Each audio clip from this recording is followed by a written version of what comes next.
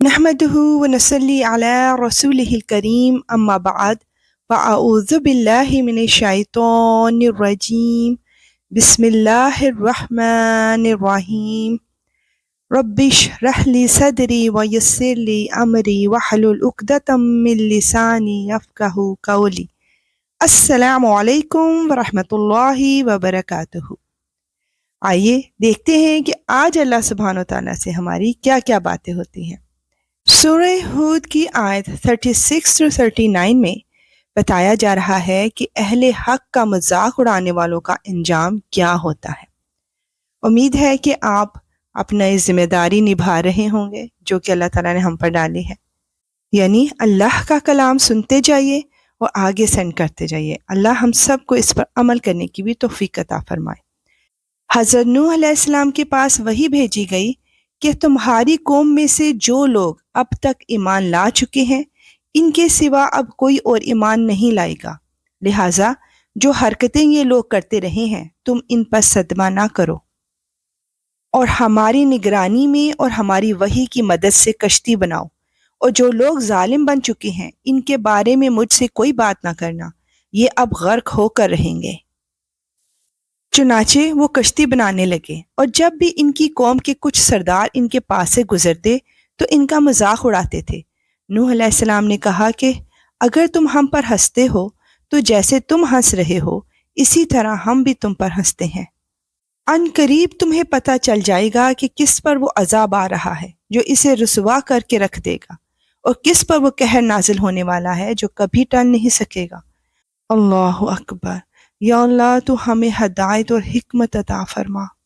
آیت 40 to 41 میں قوم نوح علیہ السلام پر عذاب کے آغاز کی حالت بیان کی جا رہی ہے، یہاں تک کہ جب ہمارا حکم آ گیا اور تنور ابل پڑا تو ہم نے نوح علیہ السلام سے کہا کہ اس کشتی میں ہر قسم کے جانوروں میں سے 2 کے جوڑے سوار کر لو، اور تمہارے گھر والوں میں سے جن کے بارے میں پہلے کہا جا چکا ہے کہ وہ کفر کی وجہ سے غرق ہوں گے ان کو چھوڑ کر باقی گھر والوں کو بھی، اور جتنے لوگ ایمان لائے ہیں ان کو بھی ساتھ لے لو، اور تھوڑے ہی سے لوگ تھے جو ان کے ساتھ ایمان لائے تھے۔ اور نوح علیہ السلام نے ان سب سے کہا کہ اس کشتی میں سوار ہو جاؤ، اس کا چلنا بھی اللہ ہی کے نام سے ہے اور لنگر ڈالنا بھی، یقین رکھو کہ میرا پروردگار بہت بخشنے والا بڑا مہربان ہے، بے شک یا رب العالمین۔ سبحان اللہ۔ آیت 42 to 44 میں قوم نوح علیہ السلام پر جو عذاب آیا اس کی ایک جھلک دکھائی جا رہی ہے۔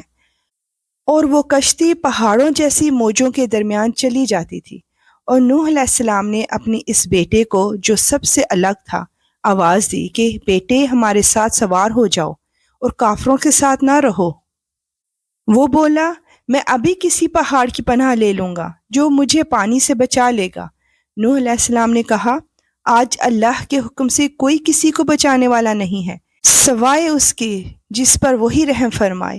اس کے بعد ان کے درمیان موج حائل ہو گئی اور ڈوبنے والوں میں وہ بھی شامل ہو گیا، اور حکم ہوا کہ اے زمین اپنا پانی نگل لے اور اے آسمان تھم جا، چنانچہ پانی اتر گیا اور سارا قصہ چکا دیا گیا۔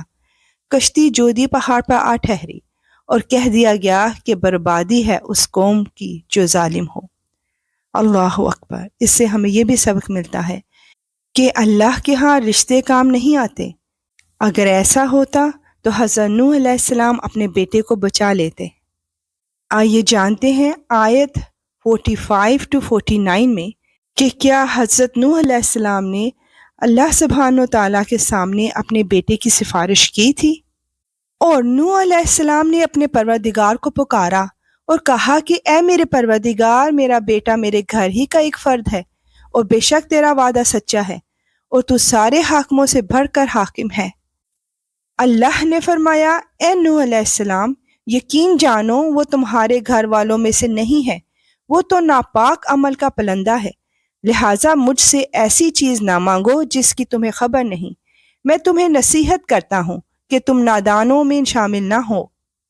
نوح علیہ السلام نے کہا میرے پروردگار، میں آپ کی پناہ مانگتا ہوں اس بات سے کہ آئندہ آپ سے وہ چیز مانگوں جس کا مجھے علم نہیں، اور اگر آپ نے میری مغفرت نہ فرمائی اور مجھ پر رحم نہ کیا تو میں بھی ان لوگوں میں شامل ہو جاؤں گا جو برباد ہو گئے ہیں۔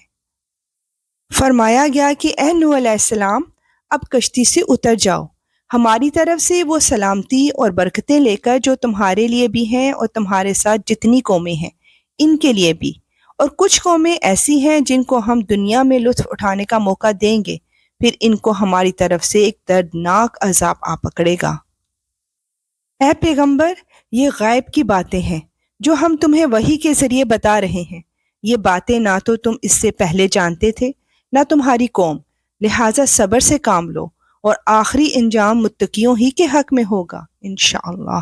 اے اللہ، تو ہم سب کو اپنے فضل سے معاف فرما دے اور ہمیں وہ عطا فرما جو ہم سب کے حق میں بہترین ہو، آمین انشاءاللہ۔